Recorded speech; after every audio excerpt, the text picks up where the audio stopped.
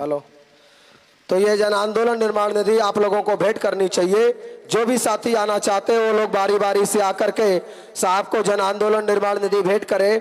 साथियों, ये आंदोलन जन आंदोलन निर्माण निधि हम आपसे 150 रुपए 10-20 रुपए भी लेते हैं, लेकिन हम पूंजीपतियों से करोड़ों रुपए नहीं लेते हैं। और ये सहयोग आप लोगों का है, इस वजह से ये इतनी बड़ी यात्रा हम लोग चला पा रहे हैं। तो साथियों, इसके लिए आप लोगों को आना चाहिए, आप लोगों को ये जन आंदोलन निर्माण निधि भेंट करनी चाहिए। तो जो भी साथी आना चाहते वो साथी जल्दी आ जाए, ताकि इसके बाद हम लोग साहब को सुन सके। तो साथियों, आप लोगों को साहब को ये जन आंदोलन निर्माण निधि भेंट करनी चाहिए। मैं आप लोगों को निवेदन कर रहा हूँ कि जो भी साथी साहब को जन आंदोलन निर्माण निधि भेंट करना चाहते वो आकर के साहब को ये निधि भेंट करें। तो साथियों, आप लोगों को ये निधि देना, क्योंकि साथियों ये साधन और संसाधन नहीं होगा। डॉक्टर बाबा साहब अम्बेडकर भी अपने समय में बहुत सारा काम कर लेते, वो केवल साधन और संसाधनों के अभाव में नहीं कर पाए। आज आदरणीय वामन मेश्राम साहब इस देश के अंदर बहुत सारा काम कर सकते हैं, लेकिन वो साधन और संसाधनों के अभाव में बहुत सारा काम नहीं हो पा रहा है। तो इसके लिए साथियों, हम लोगों को ये आंदोलन चलाने के लिए इस समाज से ही सब कुछ चाहिए। इसके लिए आप लोगों को ये जन आंदोलन निर्माण निधि भेंट करनी चाहिए। तो इसके लिए साथी, जो भी साथी अगर 10 रुपए भी साहब को देना चाहते हैं वो भी आ सकते हैं, हमें आपका 10 रुपए भी मंजूर है। तो साथियों, इसके लिए आप लोगों को ये जन आंदोलन निर्माण निधि भेंट करना चाहिए। तो साथी, जो साथी आना चाहते वो आ जाए। इसके बाद साथियों, हम लोग माननीय राष्ट्रीय अध्यक्ष जी को सुनेंगे। तो जो भी साथी आना चाहते हैं वो आकर के माननीय राष्ट्रीय अध्यक्ष जी को जन आंदोलन निर्माण निधि भेंट कर सकते हैं। साथियों, अब मैं माननीय राष्ट्रीय अध्यक्ष जी को निवेदन करता हूं कि आप आए और आज का अध्यक्षीय प्रबोधन रखें। माननीय राष्ट्रीय अध्यक्ष जी।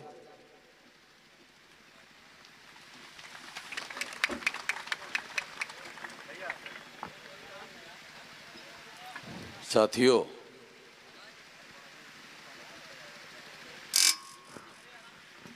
हेलो, आज का पर्चा है, पर्चा साथियों,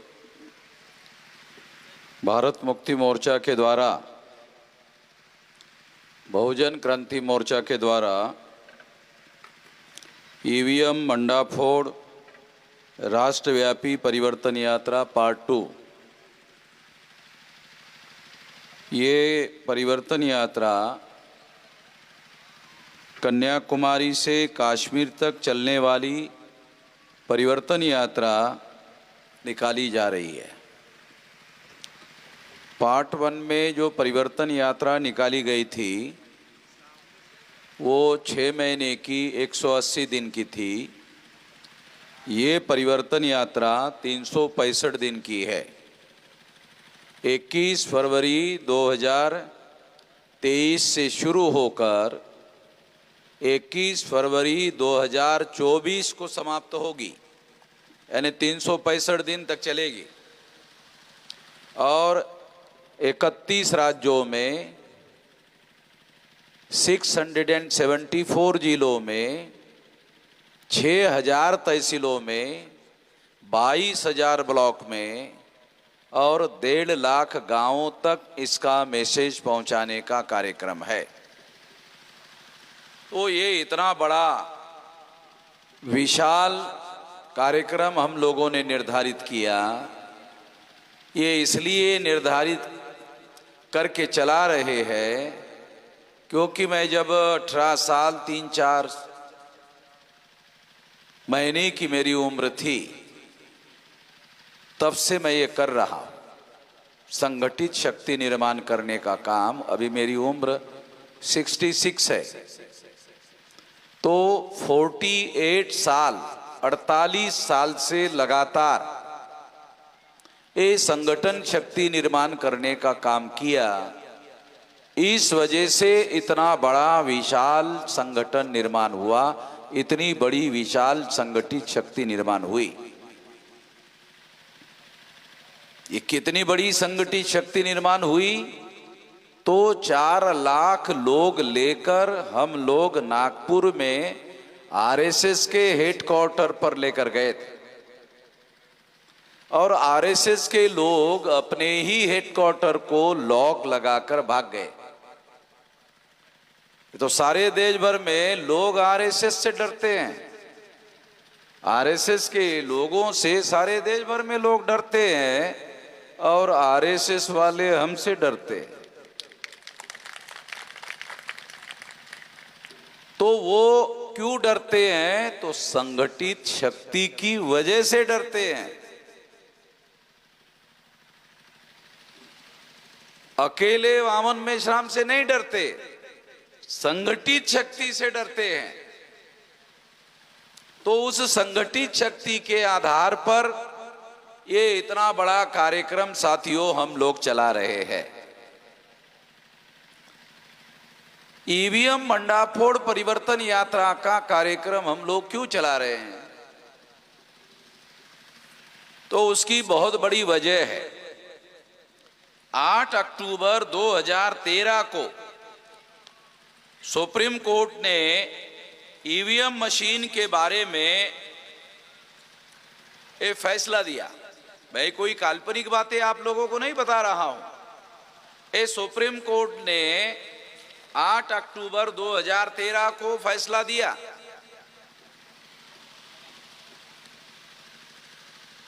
तो ये सुप्रीम कोर्ट ने जो फैसला दिया, उस फैसले में सुप्रीम कोर्ट क्या कहती है कि ईवीएम मशीन के द्वारा फ्री, फेयर एंड ट्रांसपेरेंट चुनाव नहीं हो सकता, फ्री यानी भ्रष्टाचार मुक्त नहीं हो सकता, फेयर यानी निष्पक्ष नहीं हो सकता, ट्रांसपेरेंट यानी पारदर्शी नहीं हो सकता।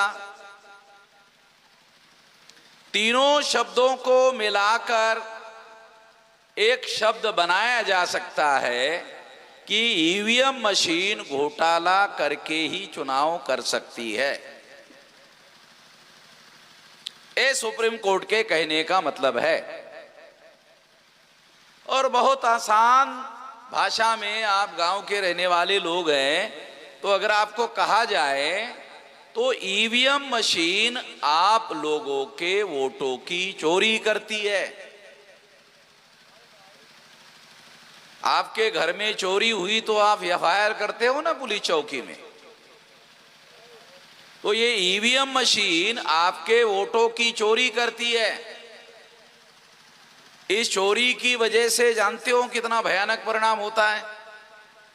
आप जिसको चुनना चाहते हैं उसको चुन नहीं सकते, आप जिसको हरवाना चाहते हैं उसको हरवा नहीं सकते, आप जिसकी दिल्ली में सरकार बनाना चाहते हैं नहीं बना सकते, आप जिसकी सरकार नहीं बनाना चाहते हैं उसी की सरकार ईवीएम मशीन दिल्ली में बना देती है। लोकतंत्र ये शब्द क्यों बना? लोग सरकार चुनते हैं इसलिए शब्द बना लोकतंत्र।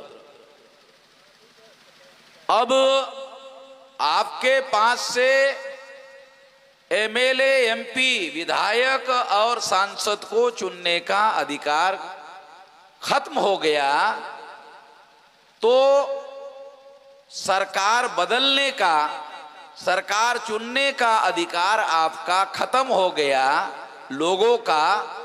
तो अब ये लोकतंत्र नहीं रहा, अब ये ईवीएम तंत्र हो गया है। जब लोकतंत्र था तब सरकारें आपको पूछती नहीं थी।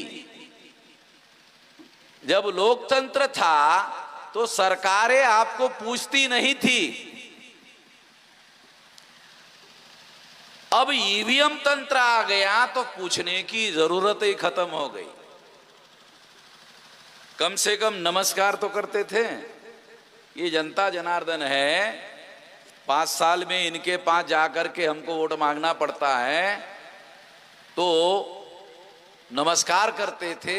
अब वो सोचते हैं अरे अब इनको नमस्कार करने की क्या जरूरत है, अब ईवीएम माता की पूजा कर लो, चुनाव जीत जाओ। अब ये नई माता पैदा हो गई, उस माता का नाम है ईवीएम माता। तो फिर आपकी पूजा बंद हो गई और ईवीएम माता की पूजा शुरू हो जाएगी। तो मैं कोई काल्पनिक बातें आप लोगों को नहीं कह रहा हूं साथियों। जो बात मैं आपको समझा रहा हूं वो मेरी अपनी बात नहीं है, ये सुप्रीम कोर्ट कह रहा है। सुप्रीम कोर्ट क्या है? यहां बैठे हुए लोगों को, कम ही लोगों को पता होगा कि सुप्रीम कोर्ट क्या है।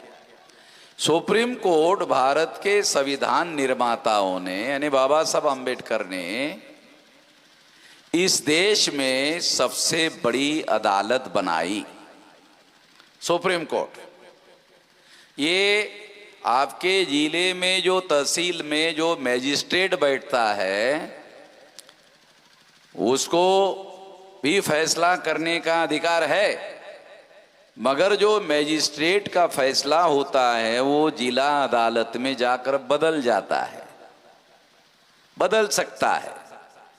मगर सुप्रीम कोर्ट ने दिया हुआ फैसला बदल नहीं सकता, क्योंकि सुप्रीम कोर्ट के ऊपर कोई कोर्ट नहीं है।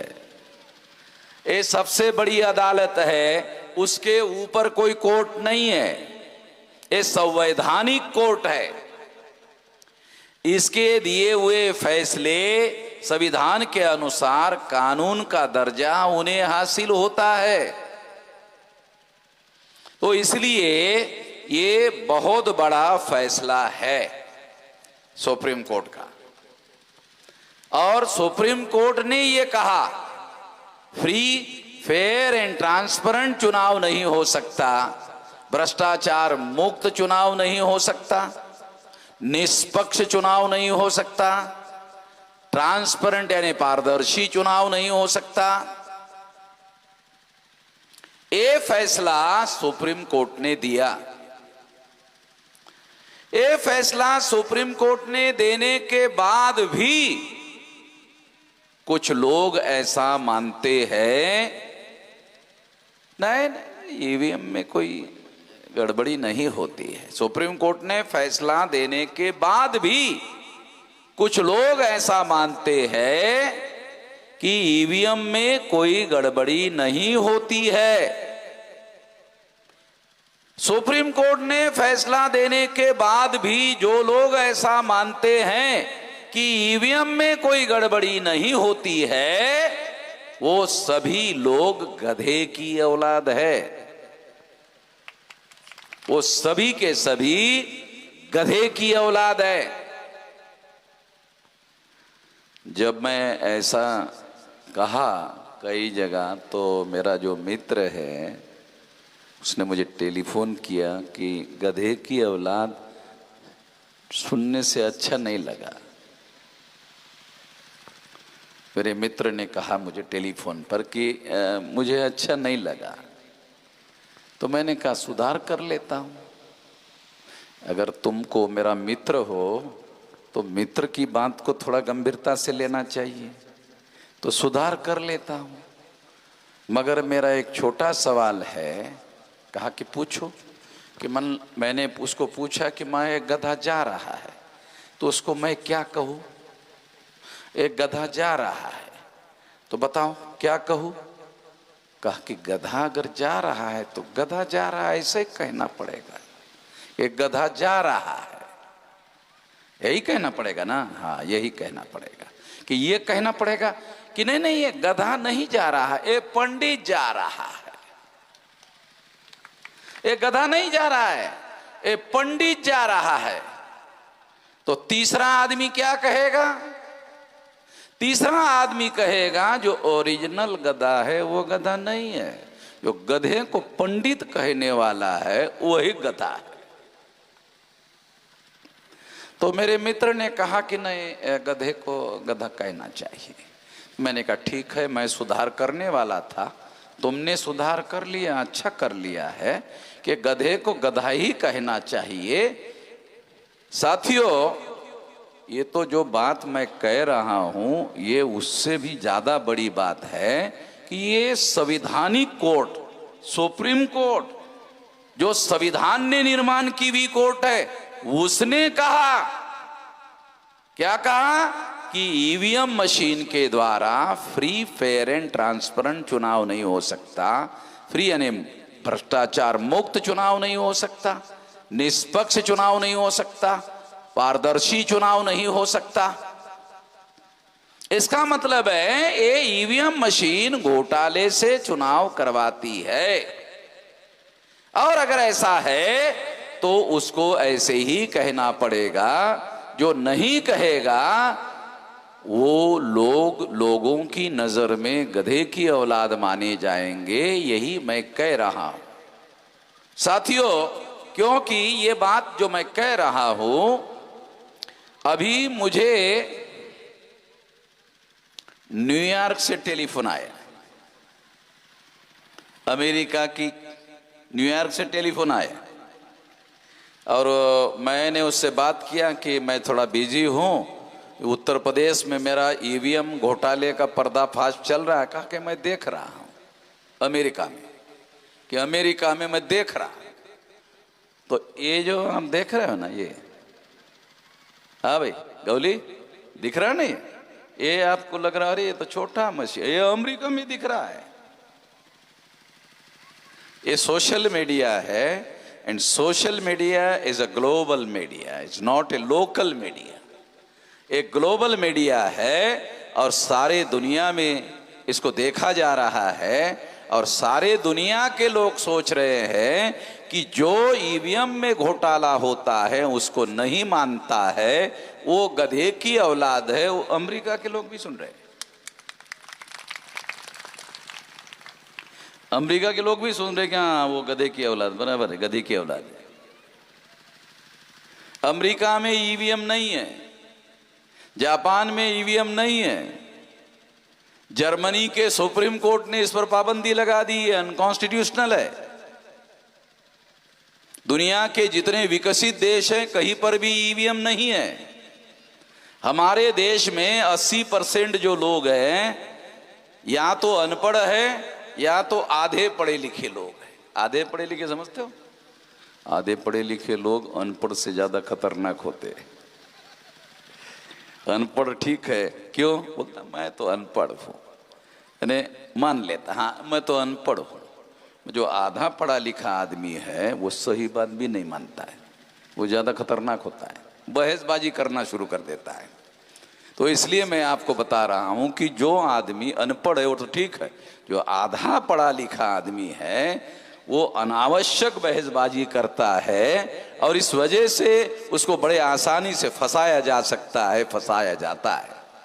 तो इसलिए ये बात मैं आपको समझा रहा हूं, सुप्रीम कोर्ट के द्वारा ये बात कही गई है कि ईवीएम मशीन के द्वारा घोटाले से चुनाव हो रहा है। तो सुप्रीम कोर्ट ने ये सोचा इस घोटाले को रोकना होगा, बराबर है, सोचना चाहिए। सुप्रीम कोर्ट में बैठे हुए जो लोग हैं वो इसीलिए तो संवैधानिक जज बनाए गए हैं। तो उन्होंने क्या किया, इस घोटाले को रोकना होगा, रोकने के लिए उन्होंने एक और फैसला दिया। वो फैसला क्या है? पेपर ट्रेल मशीन लगाओ, यानी ईवीएम मशीन के साथ साथ एक और मशीन लगाओ। उस मशीन का नाम है पेपर ट्रेल। तो सुप्रीम कोर्ट ने पेपर ट्रेल नाम की मशीन लगाई। पेपर ट्रेल नाम की मशीन लगाने के बाद अब क्या हुआ, 3 तरीके से लोग वोट डाल रहे हैं आज तक। 26 जनवरी 1950 को संविधान लागू हुआ। 1952 को प्रथम लोकसभा का चुनाव शुरू हुआ। प्रथम लोकसभा के चुनाव में बैलेट पेपर हुआ करता था। तो ये बैलेट पेपर किस तरह से चुनाव होता था, थोड़ा मैं आपको जो 3 तरीके से वोट होता है वो थोड़ा आपको समझाना चाहता हूं, ताकि बात आपको समझ में आ जाए। पहले 1952 में जब आप वोट डालने के लिए गए तो चुनाव आयोग के कर्मचारियों ने आपको बैलेट पेपर दिया बूथ पर। तो आप वोटर्स ने देखा, क्या देखा?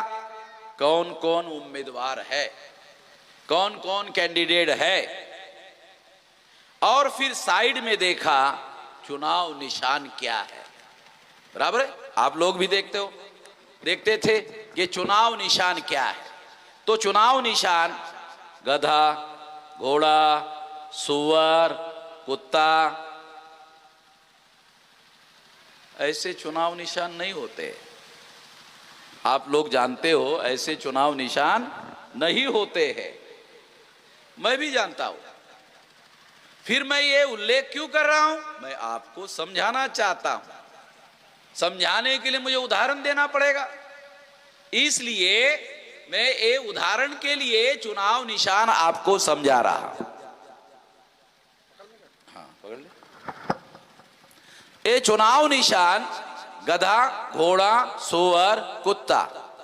तो वोटर जो है सोचता किसको वोट दे, किसको वोट दे, किसको वोट दे, किसको वोट, चलो इस बार कुत्ते को वोट दे दिया जाए। ऐसा सोचकर वोटर कुत्ते को वोट देने के लिए मोहर होती थी, मोहर उठाता था, देखता था, अरे शाही नहीं है। क्या देखता था? मोबाइल लगा, अरे शाही नहीं, तो शाही नहीं है देखता था। तो इंक का पैड होता था, तो इंक का पैड होता था तो क्या करता था? हाँ शाही लग गई है। और उसके बाद वो क्या करता था कि कुत्ता कहां है, कहां है, यहां पर कुत्ता है, हाँ लग गया है, बराबर लग गया है। दोनों आंखों से देखा, अगर आंखों को कम दिखाई देता है तो चश्मा लगाकर आदमी देख लेता है कि कुत्ते पर बराबर लगा कि नहीं लगा, गारंटी कर लेता है हाँ बराबर कुत्ते को लगा हुआ है।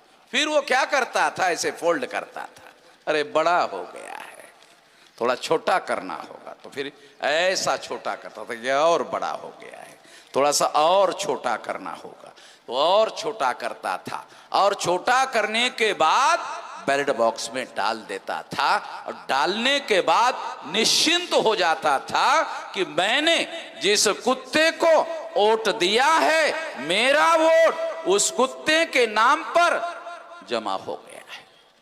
खातरी होती थी, और खातरी होने के बाद, गारंटी होने के बाद वोटर वहां से निकलकर चला जाता था। ऐसा बैलेट पेपर में होता था। अब क्या हुआ? बैलेट पेपर के बाद क्या हुआ? ईवीएम आ गया। तो आप लोग ईवीएम पर वोट डालने के लिए गए, आपने बटन दबाया, बटन दबाया, आपने देखा, जैसे बैलेट पेपर पर देखते थे ना, देखा कि निशान पर मोहर लगी कि नहीं लगी, देखा, दिखाई नहीं दिया। 2004 2009 में जो ईवीएम मशीन थी उसमें दिखाई नहीं देता था, तो दिखाई नहीं दिया, दिखाई नहीं दिया तो वोटर को क्या लगा कि कहीं मेरा वोटर साला इधर उधर तो नहीं गिर गया, तो उसको वोट दिखाई नहीं दिया, इधर उधर गिरा। तो इतने में चुनाव आयोग के कर्मचारी ने देखा कि ये वोटर जो कंफ्यूज्ड है, तो आया, और चुनाव आयोग के कर्मचारी ने उसको कहा हो गया। वोटर क्या कहते? अच्छा हो गया, हाँ हाँ हो गया। किधर से आए? इधर से आए। इधर जाओ, जाओ जाओ इधर, तो उसको भगा देता है। तो वो जो आदमी जिसने आंखों से बैलेट पेपर पर देख के इंश्योर करके वोट डाला था, ईवीएम मशीन में आंखों से दिखाई नहीं दिया, तो ये सोचते हुए घर में गया कि पता नहीं साला मेरा वोट किसके नाम पर जमा हो गया है। भ्रांति में घर में चला गया। ईवीएम मशीन, जब ईवीएम मशीन में ऐसा हुआ तो 8 अक्टूबर 2013 को सुप्रीम कोर्ट ने फैसला दिया कि इस घोटाले को रोकना होगा, तो पेपर ट्रेल मशीन लगाया, तो पेपर ट्रेल मशीन आ गई। फिर आप वोट डालने के लिए गए 2014 को, 2014 में पेपर ट्रेल मशीन लगी, आप पेपर ट्रेल में वोट डालने के लिए गए, आपने बटन दबाया, दबाते ही आपको दिखाई दिया।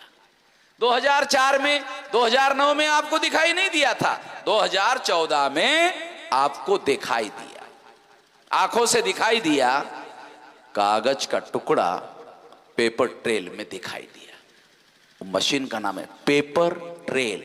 पेपर का मतलब कागज का वोट दिखाई दिया, कागज नहीं दिखाई दिया, कागज का वोट इलेक्ट्रॉनिक वोटिंग मशीन के अंदर कांच के नीचे दिखाई दिया।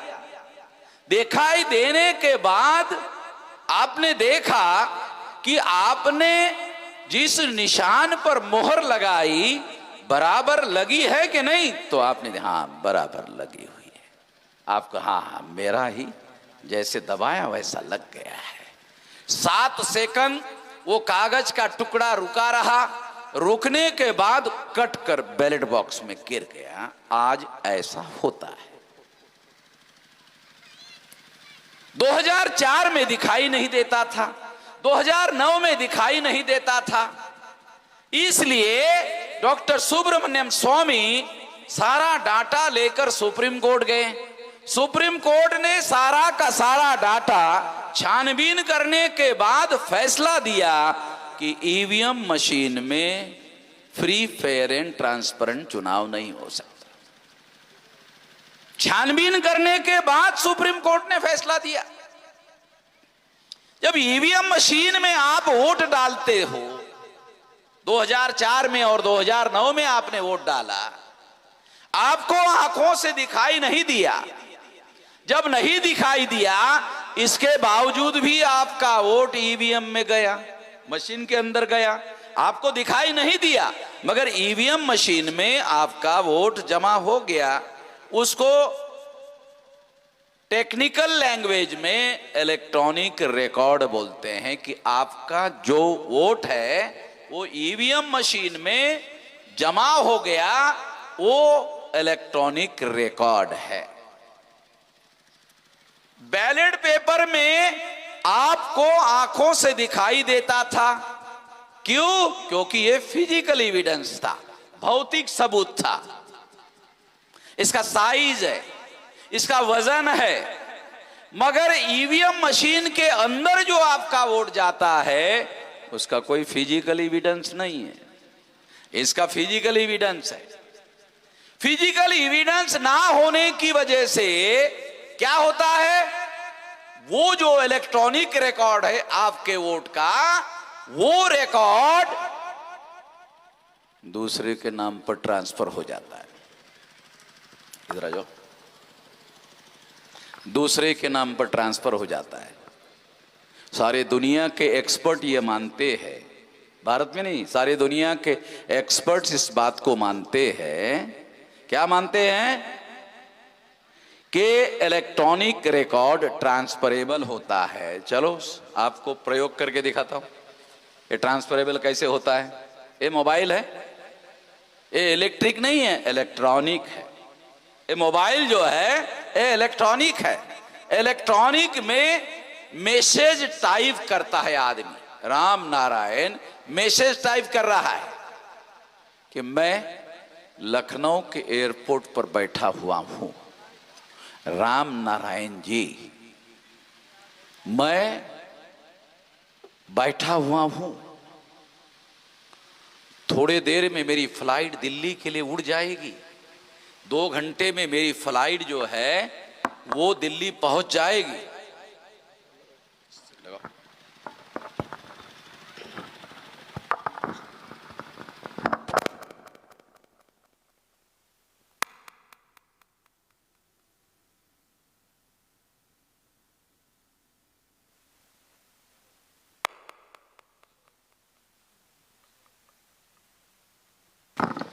हेलो, हाँ,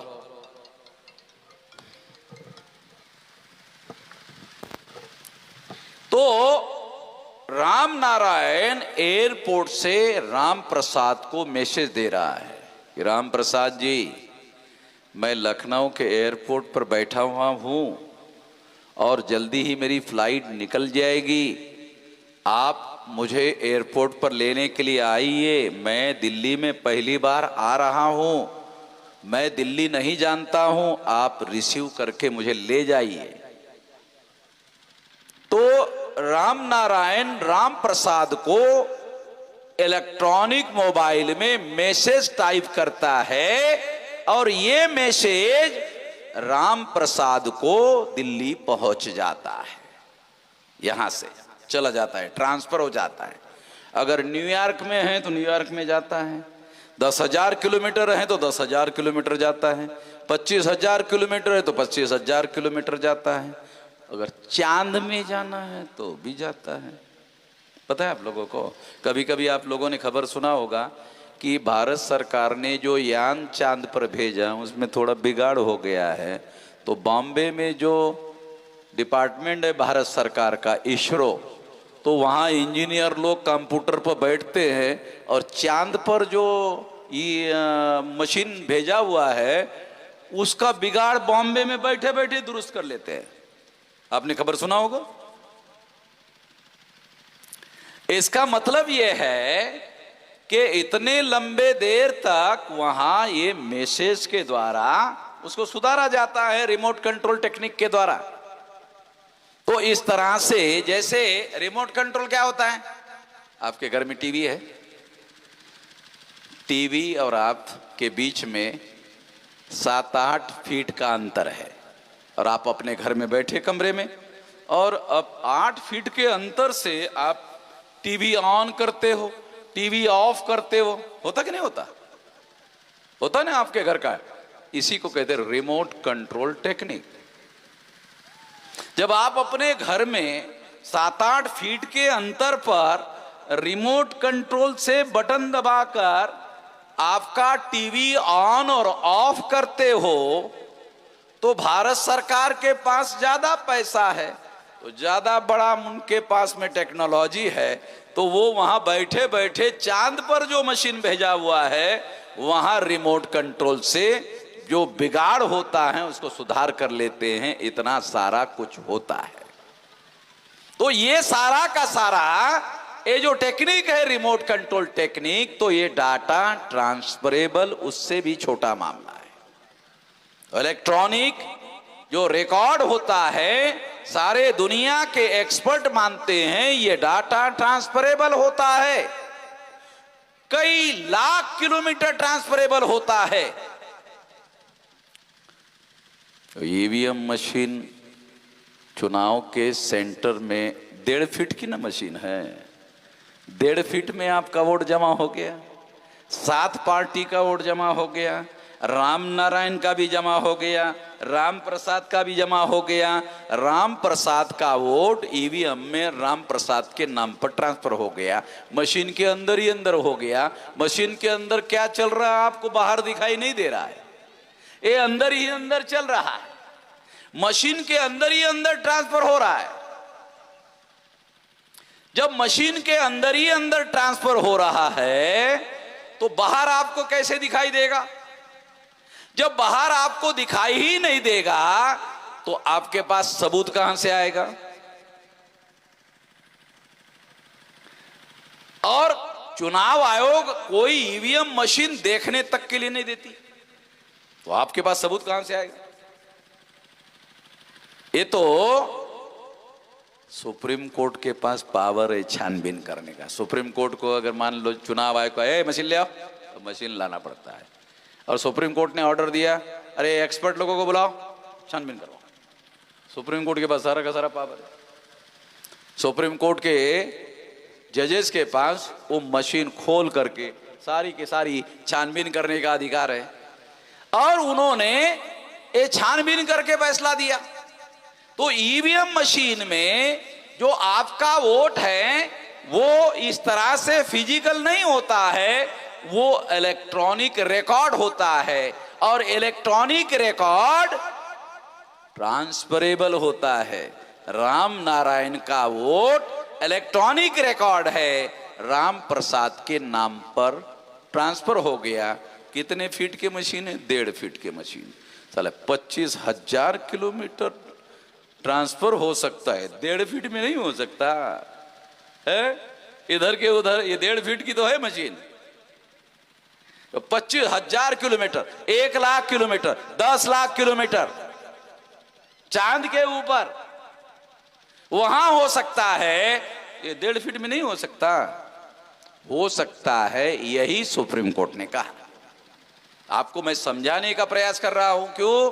क्योंकि आपको बात समझ में आएगी तो आप दूसरों को समझा सकते हो। तो ईवीएम मशीन में ये होता है, इसीलिए सुप्रीम कोर्ट ने कहा इसको रोकना होगा। अब रोकने के लिए पेपर ट्रेल मशीन लगाया। आप पेपर ट्रेल मशीन पर तीसरी बार तीसरे तरीके से वोट दिया। देने के बाद आंखों से दिखाई दिया, कागज का वोट बाहर निकला। अब क्या हुआ? अब काउंटिंग, राम नारायण की काउंटिंग हो रही है। ईवीएम मशीन ने काउंटिंग में राम नारायण चुनाव हार गए। राम नारायण ने कहा मुझे मंजूर नहीं है। ये जो कागज के टुकड़ा बैलेट बॉक्स में पेपर ट्रेल मशीन में पड़ा हुआ है, कट कर उस कागज के टुकड़ों की गिनती मैं चाहता हूं। कलेक्टर ने ऑर्डर दिया कागज के टुकड़े की गिनती किया जाए। गिनती हुई, कागज के टुकड़ों में हारा हुआ राम नारायण जीत गया। जो हारा हुआ राम नारायण था वो राम नारायण चुनाव जीत गया कागज के टुकड़ों में। क्यों? ईवीएम में उसका वोट राम प्रसाद के नाम पर ट्रांसफर हुआ, मगर पेपर ट्रेल में वोट ट्रांसफर नहीं हो सकता। कैसे? ये भी आपको बताता हूं।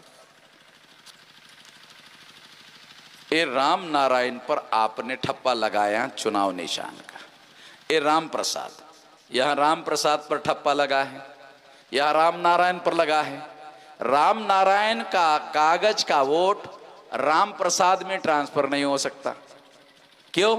क्योंकि वो राम प्रसाद अलग है, राम नारायण अलग है, और उसका अलग अलग कागज पर ठप्पा लगा हुआ है। राम प्रसाद का वोट राम नारायण में ट्रांसफर नहीं हो सकता। क्यों?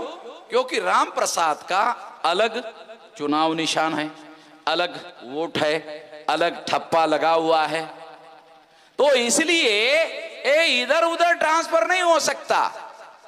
इलेक्ट्रॉनिक रिकॉर्ड आंखों से दिखाई नहीं देता, उसका कोई फिजिकल एविडेंस नहीं है, इसलिए ट्रांसफरेबल होता है। मगर यहां बैलेट पेपर में वोट आंखों से दिखाई देता है, अलग अलग स्टैंप लगा हुआ है, इसलिए ट्रांसफर अलग अलग जगह पर हो नहीं सकता। जब हो नहीं सकता तो क्या हुआ? राम नारायण को जितने लोगों ने वोट दिया वो सारे वोट कागज के टुकड़े में जमा हो गए। राम नारायण को इलेक्ट्रॉनिक रिकॉर्ड में ईवीएम में जो वोट डाला गया था वो राम प्रसाद के नाम पर जमा हो गया था, मगर बैलेट पेपर में राम नारायण का वोट ट्रांसफर नहीं हुआ, इसलिए राम नारायण चुनाव जीत गया। सुप्रीम कोर्ट ने इसीलिए पेपर ट्रेल मशीन, घोटाला पकड़ने वाली मशीन लगाया। 8 अक्टूबर 2013। फिर आगे क्या हुआ?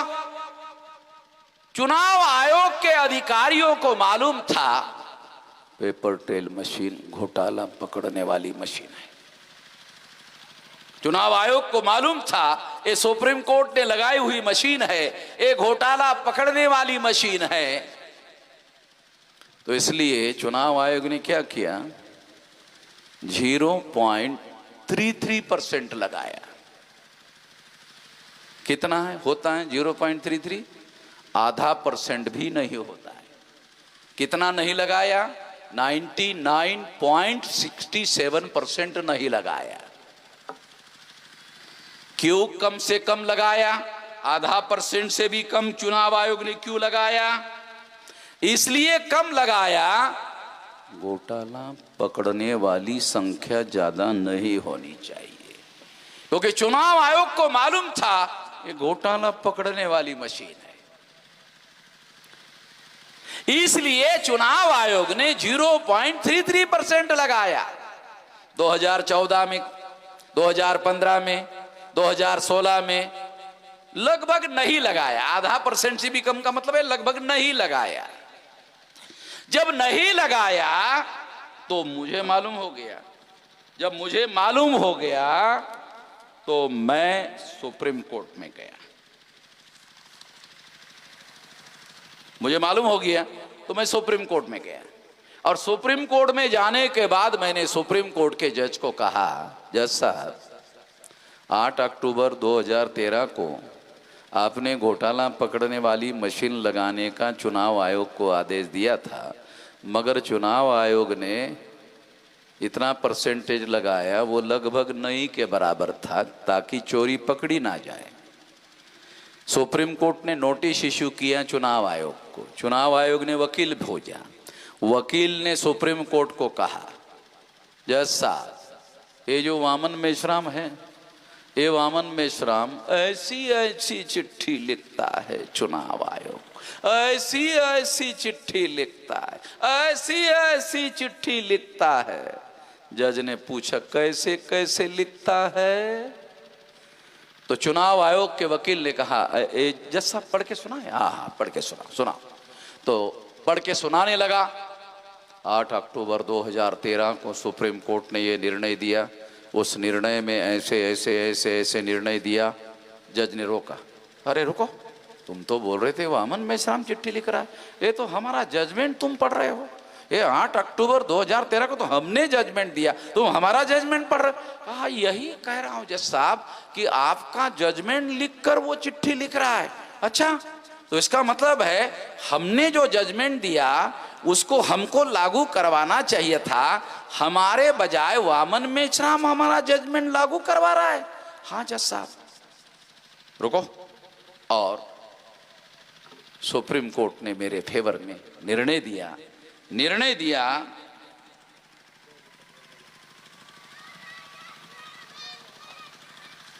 24 अप्रैल 2017 सुप्रीम कोर्ट ने निर्णय दिया। 24 अप्रैल 2017 को निर्णय दिया कि 2019 को लोकसभा का जो चुनाव होगा 100% घोटाला पकड़ने वाली मशीन लगाने का आदेश दिया जाता है। तो आजकल ईवीएम मशीन को जो paper trail machine 13.5 lakh machine लगी हुई आप देख रहे हो ना, वो मैंने लगवाई, वामन मेश्राम ने लगवाई। 24 अप्रैल 2017 के आदेश के आधार पर मैंने लगवाई, ताकि अगर चुनाव में घोटाला होता है तो उस घोटाले को पकड़ा जाए। साथियों, ये निर्णय जब आया, नरेंद्र मोदी प्रधानमंत्री थे। नरेंद्र मोदी प्रधानमंत्री कैसे बने?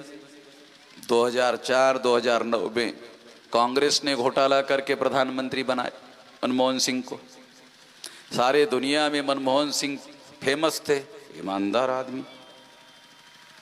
मनमोहन सिंह ईमानदार प्रधानमंत्री, बेईमानी से चुनकर आया हुआ ईमानदार प्रधानमंत्री। मैं सुधार कर लेता हूं कि मनमोहन सिंह ईमानदार प्रधानमंत्री थे, बेईमानी से चुनकर आया हुआ ईमानदार प्रधानमंत्री। अब ज्यादा स्पष्ट हो गया, थोड़ा सा क्लियर हो गया।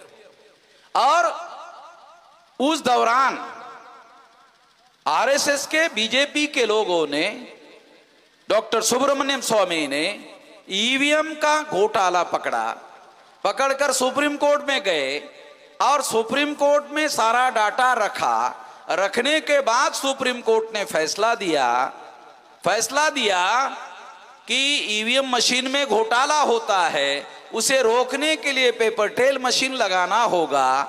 ये निर्णय 8 अक्टूबर 2013 को सुप्रीम कोर्ट ने दिया। तो ये निर्णय देने के बाद 2014 का चुनाव हुआ। 2014 के चुनाव में 0.33% मशीन लगाई गई और घोटाले से नरेंद्र मोदी को चुना गया। अटल बिहारी वाजपेयी और अडवाणी दोनों मिलके चुनाव लड़ते थे। 186 से ज़्यादा सीटें कभी जितवा नहीं पाए। अकेले नरेंद्र मोदी जब 2014 के चुनाव में चुनाव लड़वाए तो 283 सीटें जीती। सरकार बनाने के लिए कितनी सीटें चाहिए थी? 272। जीती कितनी? 283। तो नरेंद्र मोदी अकेले ने 283 सीटें जीती। अटल बिहारी अडवाणी दोनों मिलके चुनाव लड़ते थे, 186 से ज्यादा सीटें नहीं जितवा पाए। नरेंद्र मोदी इतनी ज्यादा सीटें जितवाने में कामयाब क्यों हुए? ईवीएम में घोटाले के मुद्दे पर कांग्रेस के साथ आरएसएस बीजेपी का समझौता हुआ। समझौता क्या हुआ? समझौता हुआ कारण अडवाणी ने घोषित किया कि मैं सारे देश भर में रथ यात्रा निकालूंगा, और ईवीएम में कांग्रेस ने घोटाला करके 2004-2009 में सरकार बनाई घोटाले से, ऐसा ऐलान कर दिया। तो कांग्रेस की सरकार थी, 2013 में हाथ पैर फूल गए। वो अरुण जेटली और सुषमा स्वराज के पास गए कि अडवाणी जी को रोकिए, नहीं तो देश बर्बाद हो जाएगा, देश खतरे में पड़ेगा। अरुण जेटली और सुषमा स्वराज ने कहा कि अडवाणी जी बड़े नेता है, हम कुछ नहीं बोल सकते। कांग्रेस ने सोचा अब अडवाणी को कौन रोक लगा सकता है, तो कांग्रेस को पता चला कि आरएसएस के लोग अडवाणी को रोक लगा सकते हैं। कांग्रेस के लोग नागपुर में आरएसएस के पास गए और आरएसएस को कहा कि अगर अडवाणी जी ने यात्रा निकाली और हमारे घोटाले का पर्दाफाश किया तो देश खतरे में पड़ेगा। आरएसएस ने कहा देश को खतरे में नहीं पड़ने दिया जाएगा, अडवाणी को रोका जाएगा, बताइए हमें क्या फायदा होगा। आरएसएस को कहा आपको फायदा ये होगा कि देश बच जाएगा, यही आपका फायदा है, क्योंकि आप देशभक्त लोग हो, आप आरएसएस के लोग हो, आप सबसे बड़े देशभक्त लोग हो। आरएसएस ने कांग्रेस को कहा अरे ये तो एससी एसटी ओबीसी को बुड़बक बनाने के लिए हम देशभक्ति का चोला पहने हुए हैं, हम थोड़ी ना देशभक्त है। हमने तो देशभक्ति का चोला एससी एसटी ओबीसी बनाने के लिए पहने, तो वही चोला हमारे ऊपर फेंक के मार रहे हो। हमें फायदा क्या होगा ये बताओ। अच्छा तो आप फायदा चाहते हो, चलो ठीक है, 2014 का चुनाव आप जीत लो, सरकार हमारी है, चुनाव कमिश्नर हमने बनाया है, सारे देश की मशीनरी चुनाव आयोग के नियंत्रण में है, 2014 में आपकी सरकार बना देते हैं। आरएसएस ने कांग्रेस को कहा आपने 2 बार घोटाले से सरकार बनाई और आप हमको कई बार घोटाले से सरकार बनाने की बात कर रहे हो।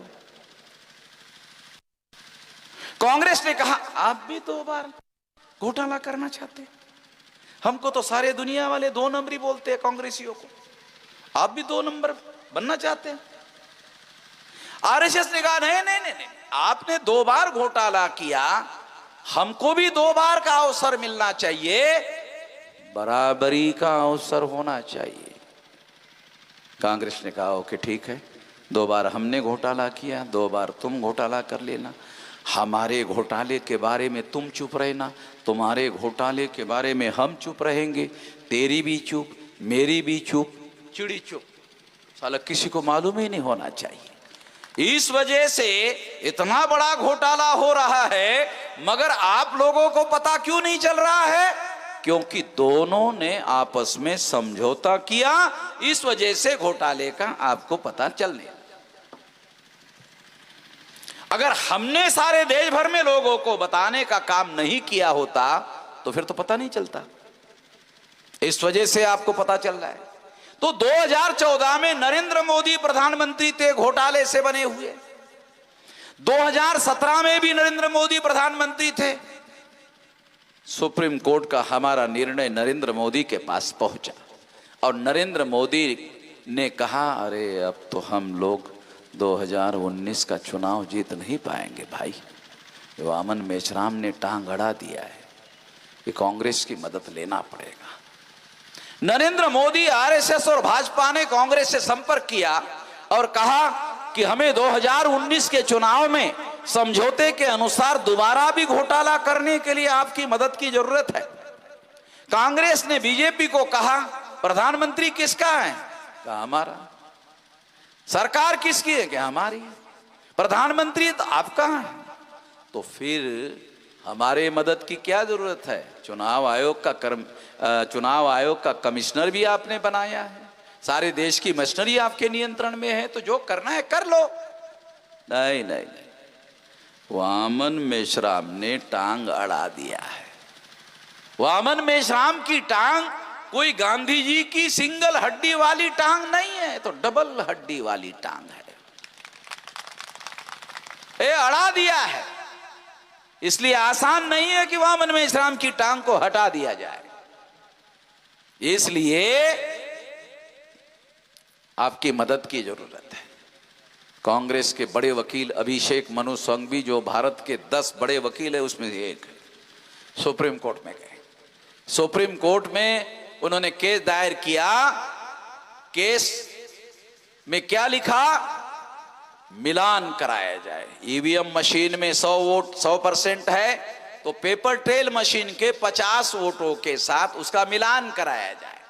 ईवीएम के 100 तो 50 पेपर ट्रेल के मिलान कराओ, और मिलान से पता करवाओ घोटाला हो रहा है कि नहीं हो रहा है। ये केस लेकर सुप्रीम कोर्ट के वकील अभिषेक मनु सिंघवी कांग्रेस के सुप्रीम कोर्ट में गए, बीजेपी को मदद करने के लिए, आरएसएस को मदद करने के लिए। जब गए तो केस रिजेक्ट होना चाहिए था, क्योंकि फैसला तो पहले आया हुआ था। हमारे वकील ने सुप्रीम कोर्ट में कहा, वकील साहब ये तो पहले ही निर्णय आ चुका है 100% गिनती करने का, आप 50% की मांग कर रहे हो। 100% ज्यादा होता है कि 50%? 100% न ज्यादा होता है। 100% का फैसला 2017 में आया, तुम 2019 में 50% की मांग कर रहे हो। 100% ज्यादा होता है ना। जज ने नहीं माना, क्यों? क्योंकि जस्टिस रंजन गोगोई था। क्यों नहीं माना? उस पर एक औरत ने विनय भंग का आरोप लगाया। तो जो दूसरे नंबर का जज था जस्टिस शरद बोबड़े, उसका दादा आरएसएस के वकील विंग का संस्थापक अध्यक्ष था, उसका पोता सुप्रीम कोर्ट में 2 नंबर का जज, बाद में चीफ जस्टिस हो गया रंजन गोगोई के बाद। उसकी अध्यक्षता में 7 जज का बेंच बैठा, और 7 जज के बेंच ने उस औरत ने जो आरोप लगाए उसकी जांच करके फैसला दिया कि रंजन गोगोई निर्दोष है, और फैसला दिया जस्टिस पटनायक को, उस औरत की जांच करो। जस्टिस पटनायक ने उस औरत को भी निर्दोष छोड़ दिया। यानी आरोप करने वाली औरत जस्टिस गोगोई को निर्दोष छोड़ा, इसका मतलब आरोप करने वाली औरत ने झूठा आरोप लगाया था। अगर झूठा आरोप लगाया था तो जस्टिस पटनायक को उसको दंड देना चाहिए था, उसको भी निर्दोष छोड़ दिया। ये खबरें हमने जब सुना तो हमें समझ में आया कि सारा बनाव चल रहा है, सारा बनाव चल रहा है, नौटंकी चल रही है।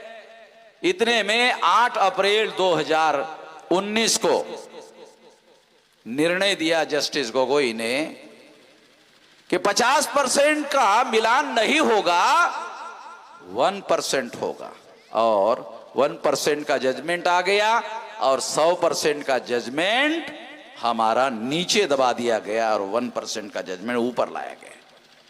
अगर मैं चुनाव आयोग को कहूं कि ये 100% रिकाउंट करो, तो चुनाव आयोग कहेगा ये पुराना 17 का जजमेंट है, ये नया जजमेंट है 8 अप्रैल 2019 का, हम इसको मानेंगे। यानी उस जजमेंट को मानने के लिए और मेरे जजमेंट को पुराना दिखाने के लिए यह निर्णय लिया गया कि 1% में अब आप चोरी पकड़ो। आरएसएस को पता चला 1% में पकड़ा नहीं जाएगा, बीजेपी को पता चला पकड़ा नहीं जाएगा। आरएसएस बीजेपी ने अपने कार्यकर्ताओं को बुलाया और कार्यकर्ताओं को कहा कि 2019 के चुनाव में नरेंद्र मोदी को चुनाव जीतने के लिए एक आदमी वोट डालने के लिए जाएगा और 2-2, 3-3, 4-4 वोट डालेगा। कैसे? एक आदमी वोट के लिए जाएगा और ज्यादा से ज्यादा वोट डालेगा। आप सोचते होंगे ऐसे कैसे हो सकता है। चलो आपको सबूत देता हूं, बगैर सबूत के कोई बात नहीं करता हूं। नरेंद्र मोदी वाराणसी से चुनाव लड़ रहे थे, 11 लाख लोगों ने वोट दिया, 12,87,000 वोट मशीन से निकले। 11 लाख लोगों ने वोट दिया, वोट 11 लाख निकलने चाहिए थे, 12,87,000 निकला। 1,87,000 वोट नरेंद्र मोदी के चुनाव में निकला। इतने तेजी से तो मुर्गी भी अंडा नहीं देती है, ईवीएम मशीन वोट दे रही थी। ये आंकड़ा इस बात को प्रूव करता है कि ईवीएम मशीन में ज्यादा वोट डलवाकर चुनाव जितवाया गया। तो आपको मैं सबूत के तौर पर ये चुनाव आयोग ने लिख कर दिया है, 373 सीटों पर या तो ज्यादा वोट निकले या तो कम वोट निकले। ज्यादा वोट निकलना भी घोटाला है, कम वोट निकालना भी घोटाला है। मान लो 11 लाख लोगों ने वोट निकाला, 12,87,000 निकालना घोटाला है। 11 लाख लोगों ने वोट डाला, 8 लाख वोट निकालना भी घोटाला है। जितना लोगों ने वोट डाला उतना ही निकाला जाना चाहिए, तो ही ईमानदारी से वोट हुआ ऐसा माना जाएगा। तो ये चुनाव आयोग ने लिख कर दिया, 373 सीटों पर ऐसा हुआ। सरकार बनाने के लिए कितनी सीटें चाहिए? 272। कितने सीटों पर घोटाला हुआ? 373। इसका मतलब है 101 सीटें सरकार बनाने को जितना आंकड़ा चाहिए उससे ज्यादा सीटों पर घोटाला हुआ। इसका मतलब है 303 सीटें 2019 के चुनाव में बीजेपी ने जीती, 373 में से 303 जीती। 100% सीटों पर बीजेपी ने घोटाला किया। 373 सीटों में से 303 सीटें बीजेपी ने जीती। इसका मतलब है 100% सीटों में बीजेपी ने घोटाला किया, इंक्लूडिंग नरेंद्र मोदी।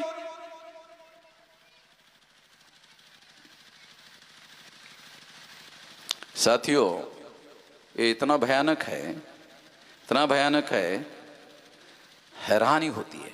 24 सितंबर 2019 को चुनाव का रिजल्ट आने के बाद 4 महीने बाद ये जो पेपर ट्रेल का डाटा था ये चुनाव आयोग ने डिस्ट्रॉय कर दिया। क्यों? क्योंकि जो डाटा था मशीन में सबूत था घोटाले का। चुनाव आयोग को डर लगा कि मेश्राम सुप्रीम कोर्ट ने ना जाए और ये मशीनों को रोक ना लगाए और रोक लगाकर गिनती करने की मांग ना करे पेपर ट्रेल की। इसलिए चुनाव आयोग ने पेपर ट्रेल का डाटा 24 सितंबर 2019 को डिस्ट्रॉय कर दिया। इसका भी सारा का सारा डाटा हमारे पास लिखित है, सबूत है। ये सारी चीजें सबूतों के साथ बोल रहे हैं।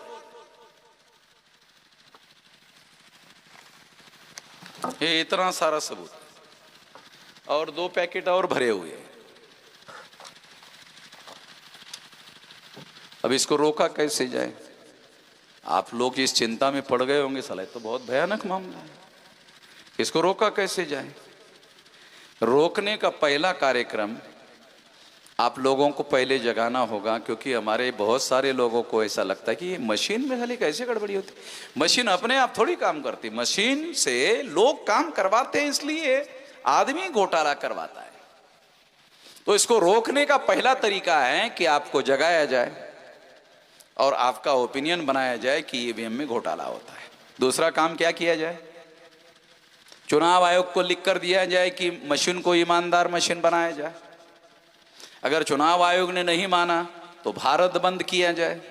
आपको याद होगा हमने सीए के मुद्दे पर भारत बंद करवाया था और इतना बड़ा भारत बंद हो गया था कि नरेंद्र मोदी का सीए का कानून डब्बे में गोल करके हमने रखा हुआ है, अभी तक लागू नहीं कर पाया। लोग कहते हैं नरेंद्र मोदी बहुत शक्तिशाली प्रधानमंत्री हैं, चलो मान लेते हैं नरेंद्र मोदी बहुत शक्तिशाली प्रधानमंत्री है, तो नरेंद्र मोदी अपना पास किया वहाँ कानून क्यों नहीं लागू कर पा रहे हैं? क्योंकि वामन मेश्राम लागू नहीं होने दे रहा है। इसका मतलब है वामन मेश्राम की ताकत सीए के मुद्दे पर नरेंद्र मोदी से ज्यादा बड़ी है, इसलिए हमने रोक लगा दिया। अगर भारत बंद के बाद भी चुनाव आयोग नहीं मानता है तो 2024 के अंदर ईवीएम मशीन फोड़ेंगे, ईवीएम मशीन फोड़ेंगे। जो ईवीएम मशीन हमारी किस्मत फोड़ने में लगी हुई है उसको हम भी फोड़ेंगे। ऐसा करना होगा। ऐसा करने के लिए हम लोग सारे देश भर में तैयारी कर रहे हैं, सारे देश भर के लोगों को तैयारी करने के काम में लगा हुए हैं।